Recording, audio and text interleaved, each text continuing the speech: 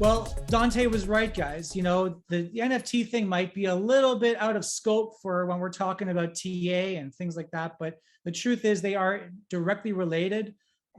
And you eventually, at some point, are going to have to learn what an NFT is, what's its utility, why is it so important, you're going to basically have to make buying and selling decisions on NFTs and what they stand for. So I'm going to try to get you a little bit ahead of the game. We are still very, very, very early. I was actually just speaking with a software engineer in another group that I'm involved in, and he's like, "Oh yeah, I heard that they rebranded Facebook to Meta." I went, "Yeah, and?" He's like, "That's all I know." I go, "But you're a software engineer. Like, don't you know all about this stuff? Isn't it exciting?" No, he knows nothing about it. He didn't get any of it. To him, this is all so new. So I understand, that there's a little bit of like eye rolling when you think about NFTs, the hype around it. The pictures look kind of weird. It's awkward. I get it. But if you make the right moves now, you could be owning the next Nike or Adidas brand and owning a piece of it. That's how big this is going to be. It's just you don't see it because you're not seeing it in terms of a chart. Right? So what I'm going to do to help you guys along today, very simple. I'm going to tell you a story, a real story that happened to myself. Dante was there the whole time, right? During all this, yep.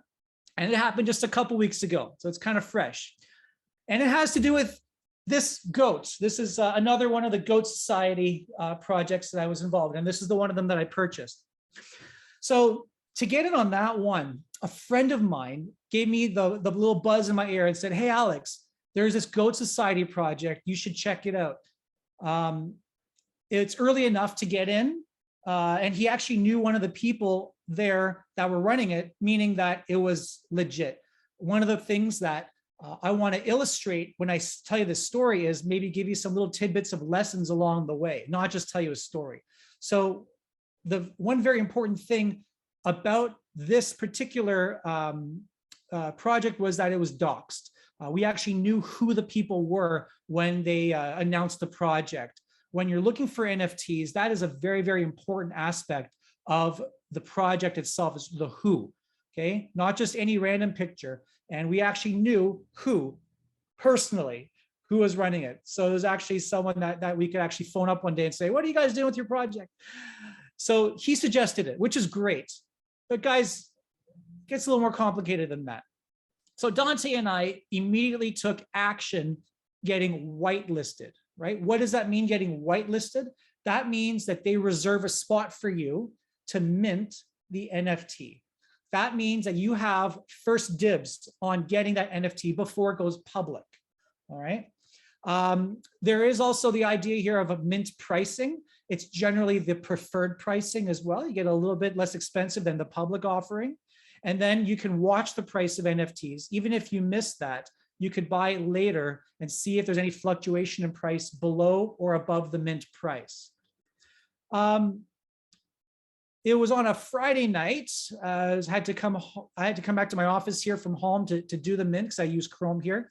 And I phoned up my buddy. I said, "Oh, aren't we all ready to go? We're excited. We're going to mint." You know what he said to me, guys? He said, "Oh, I was too busy. I couldn't get whitelisted." I went, "What?" Like, I guess that makes sense because he's a busy guy. He's a real estate investor. I'm not going to name him because I want him to be, anonymous. But, he's a very close friend of mine who's been helping me for years in the real estate space and in business and the marketing. And he just wasn't whitelisted. He didn't have the time to get on that. Because if you look in these discords, they make you, it's almost like a circus act, right, Dante? Like they make you type in, like these very cheesy conversations, and the more you contribute to the group, the more you're elevated, and they'll whitelist you based on your contribution and the level you reach in Discord. Or you can submit memes and pictures to show a contribution. I personally don't like that. Here's another golden nugget.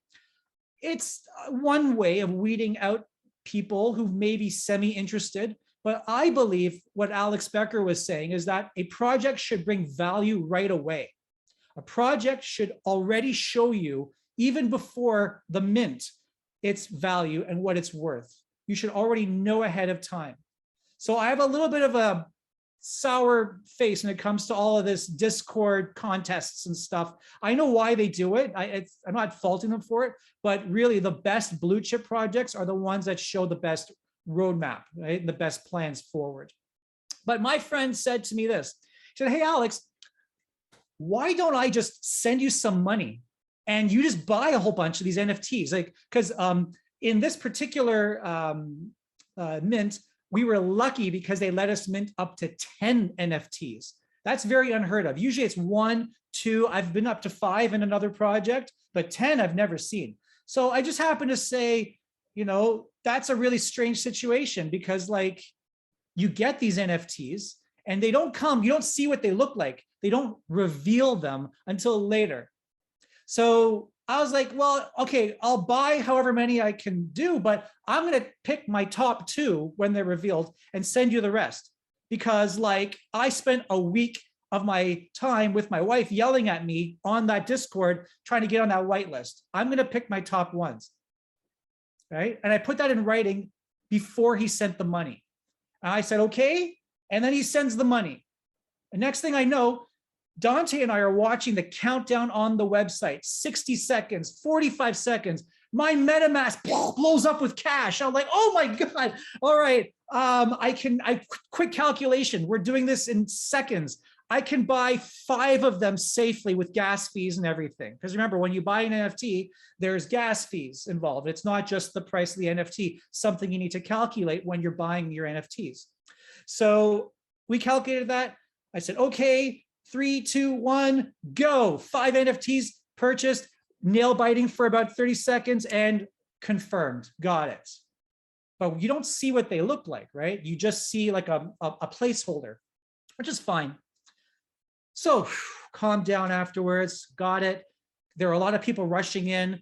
Even if there were, what, 12,000 of them for sale, in 60 seconds, the project sold out. That's how intense that situation was. Okay? I think the very fact that I was going to buy 2 for myself. The very fact that I was going to buy more than 2 really freaked me out because it could bump you to the end of the minting line, which we later found out that it did. So back at home, chilling out. Hey, pal, we got 5. I gave you 3. I got 2. We'll wait for them to be revealed. He's like, no, just send me 3 right now. No. I'm going to wait till I see what they look like. That way, you know, we each get a chance at having something that's rare. Another very important aspect of buying NFTs is its rarity. If you go to a project site, usually they'll have a rarity chart and the features of each thing, like this is actually a blank wall where I'm sitting. The glasses, the hat, the goatee, the color, the background color, the orange here, everything adds to a value of some kind. Some will have more rarity than others. In this particular project, the NFTs look like celebrities, and some of them just look like this, a normal one.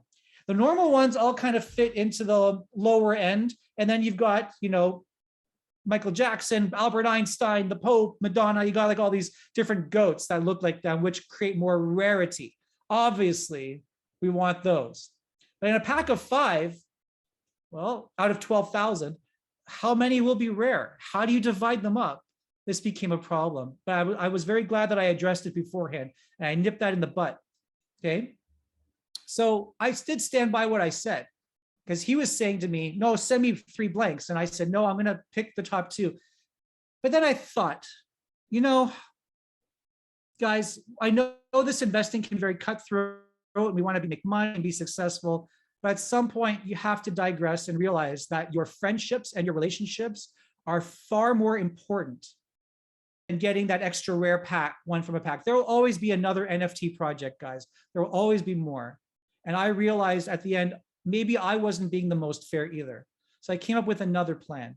I said, here's what I'll do. I'll stand by still picking my top 1, but the next rare one you'll get.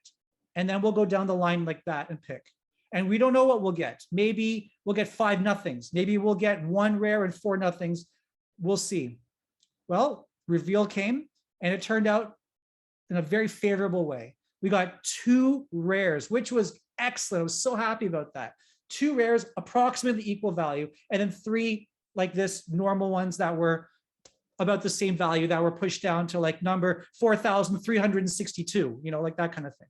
So it was very easy. I took the one pick that I wanted for myself, gave him the second one, and the three we just divided up. I even said to him, just pick two out of the three that you wanted, and that was it. And it made it for a much easier situation. And already the next day after that, he was suggesting the next project. So I know I did something right.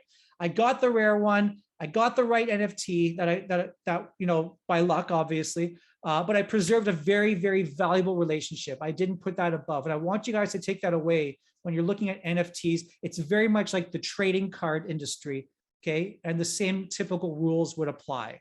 So after all is said and done, your relationships matter the most, okay? We are still in a bull run and everything is just NFT mania. I get it. We should lock ourselves in rooms and tell our families, see you guys in February, March, whenever this thing ends. I get you, or even sooner, depending on your analysis. But, understand that when the bull run ends, we still are going to have to sit with each other and do business with each other. An NFT project should not get in the way of that. So the key takeaway I would say is don't get yourself into the situation in the first place of when you're doing something like this. Okay, if your friend doesn't get on that whitelist and you don't see the reveal till later, take my advice, guys. Don't get involved in the first place, or try to work it out ahead of time as best as you possibly can if you're trying to help a buddy out. Okay, I hope you learned something from that, and happy investing in NFTs, guys. Till next time, take care.